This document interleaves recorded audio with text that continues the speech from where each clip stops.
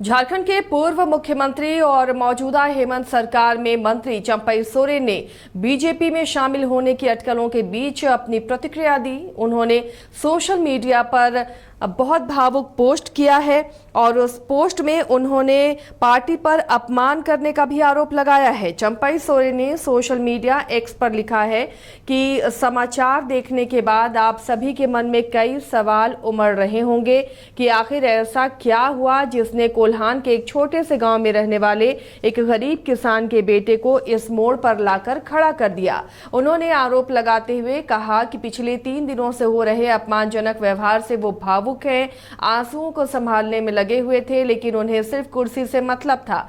उन्हें ऐसा लगा मानो उस पार्टी में उनका कोई वजूद ही नहीं है जिस पार्टी के लिए उन्होंने पूरा जीवन समर्पित कर दिया। आगे उन्होंने लिखा कि इस बीच कई ऐसी अपमानजनक घटनाएं हुई जिसका जिक्र फिलहाल नहीं करना चाहता। इतने अपमान और तिरस्कार के बाद वैकल्पिक राह तलाशने के लिए मजबूर हूं। उन्होंने कहा कि मैंने भारी मन से विधायक दल की उसी बैठक में कहा कि आज से मेरे जीवन का नया अध्याय शुरू होने जा रहा है। पूर्व सीएम ने कहा कि मेरे पास 3 विकल्प थे। पहला, राजनीति से ही संन्यास लेना, दूसरा, अपना अलग संगठन खड़ा करना और तीसरा, इस राह में अगर कोई साथी मिले तो उसके साथ आगे का सफर तय करना। उस दिन से लेकर आज तक और झारखंड विधानसभा चुनावों तक के सफर में मेरे लिए सभी विकल्प खुले हुए हैं।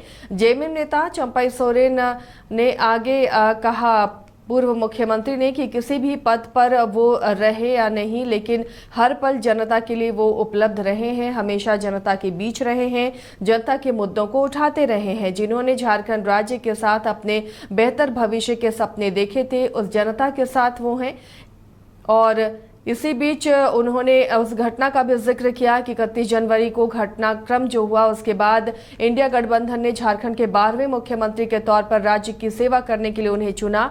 और चंपई सोरेन ने आगे ये भी कहा कि अपने कार्यकाल के पहले दिन से लेकर आखिरी दिन तक पूरी निष्ठा और समर्पण के साथ उन्होंने अपने कर्तव्यों का निर्वहन किया है। इस दौरान जनहित में कई फैसले उन्होंने लिए हैं। बड़े बुजुर्गों, महिलाओं, युवाओं, छात्रों और समाज के हर तबके और राज्य के हर व्यक्ति को ध्यान में रखते हुए उन्होंने जो निर्णय लिए हैं उसका मूल्यांकन अब राज्य की जनता करेगी।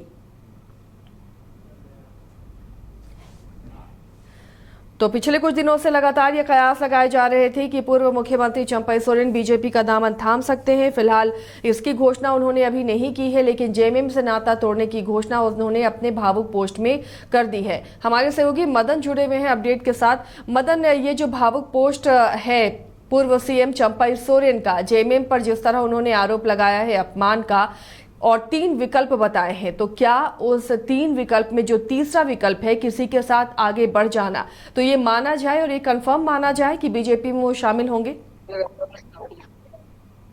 डाल दीजिए ना। मदन, आवाज मिल रही है आपको?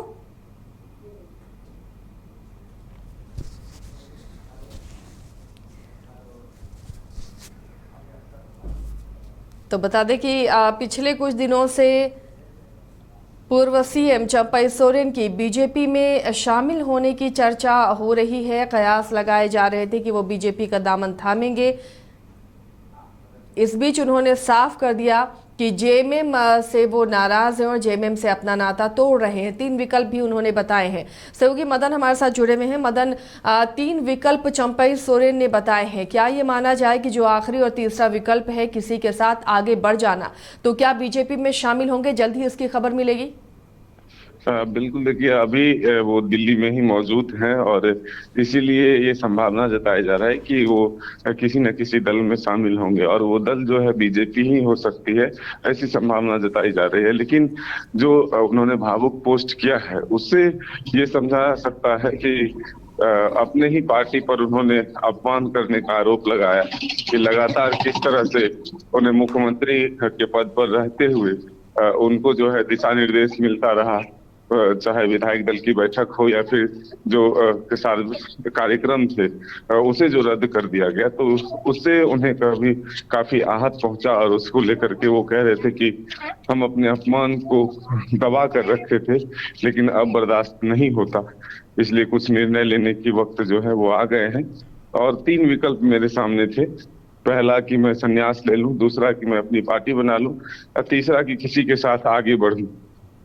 तो फिर अब देखना होगा कि ये जो चुनाव से पहले ये बड़ा उलटफेर है वो कब तक होता है।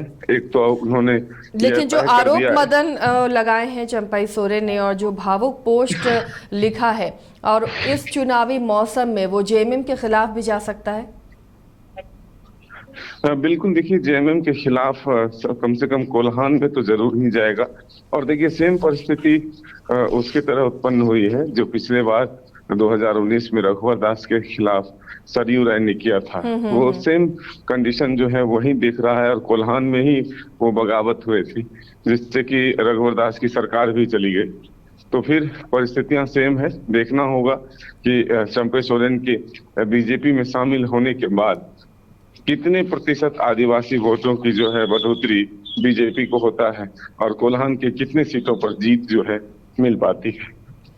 चलिए, शुक्रिया मदन इस तमाम जानकारी के लिए। तो फिलहाल अब इंतज़ार करना है कि कब बीजेपी का दामन थामेंगे चंपई सोरेन, क्योंकि इन्होंने 3 विकल्प बनाए हैं कि वो राजनीति से संन्यास ले सकते थे, या फिर अपनी नई पार्टी बना सकते थे, या फिर किसी के साथ वो आगे बढ़ सकते थे। तो अब कौन सा विकल्प वो चुनते हैं वो अब देखना दिलचस्प होगा, क्योंकि दिल्ली में है चंपई सोरेन। तो तीसरा विकल्प ज़्यादा सटीक बैठता हुआ नजर आ रहा है, और कभी भी इसकी खबर मिल सकती है कि चंपई सोरेन बीजेपी में शामिल हो गए।